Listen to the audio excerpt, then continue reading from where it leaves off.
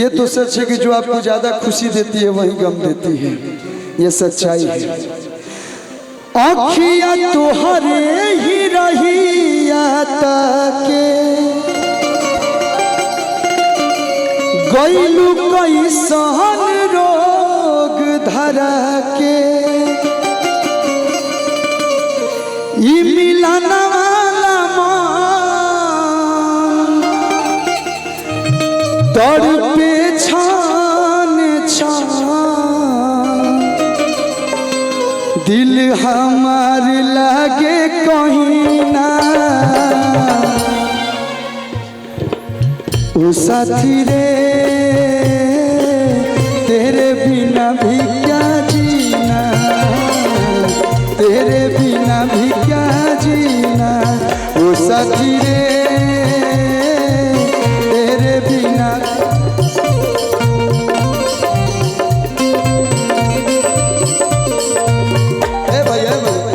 भैया जय जी कहाँ कुछ क्षण खातिर लागल है कि जुड़ुआ योगी जी कहाँ से आ गए। आँख से खुलल तो लागल है ना है। जय जी लोग कहाँ खातिर प्यार से सबके प्यार से रखे लोग अच्छा ना लगेला। ओ साथी रे तेरे बिना भी क्या जीना, तेरे बिना भी क्या जीना।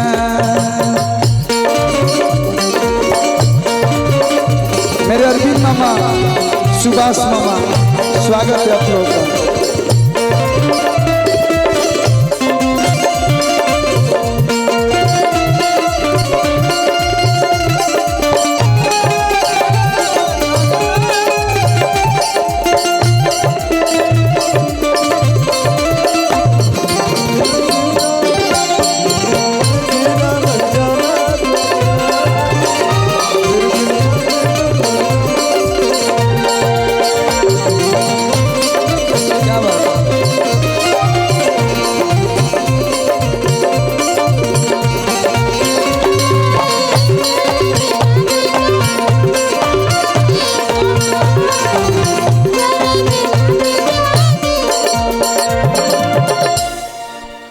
कदम कदम पर बहारों ने साथ छोड़ा, कदम कदम पर बहारों ने साथ छोड़ा, जरूरत पड़ी तो यारों ने साथ छोड़ा। सितारे बोले हम देंगे साथ तुम्हारा, मगर अफसोस सुबह हुई तो सितारों ने भी साथ छोड़ा।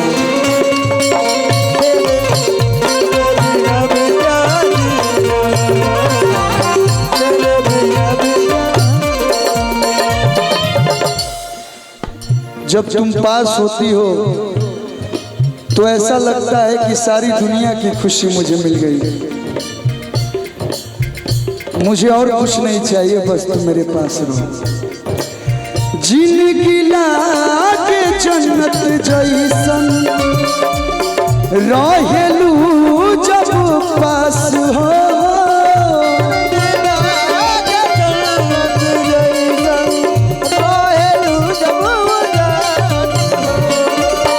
पतिये से जुड़ाला जियारा भरल बा इतना मिठास हो।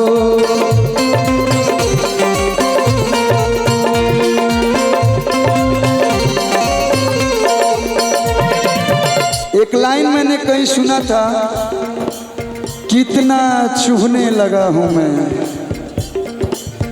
इतना चुभने लगा हूं मैं, छुरा तो नहीं। जितना तुम बताते हो मेरे बारे में, जितना तुम बताते हो मेरे बारे में, उतना बुरा तो नहीं।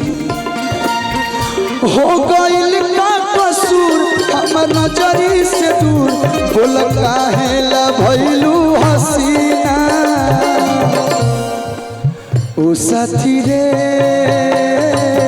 तेरे बिना भी क्या जीना, तेरे बिना भी क्या जीना।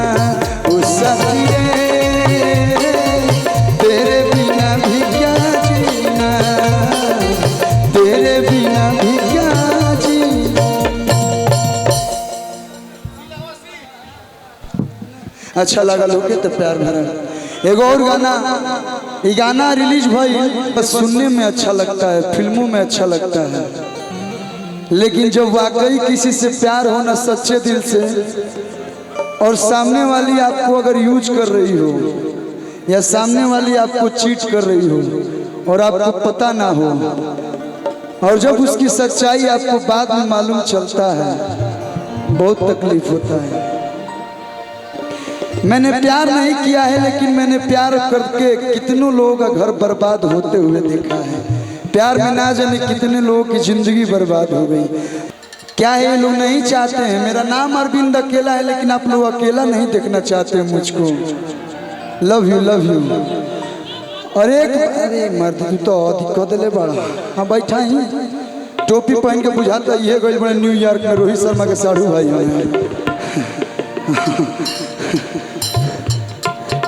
हाँ ऐसे ही दिमाग खराब भइल बा, आउट हो जाता से जल्दी। हाँ भैया,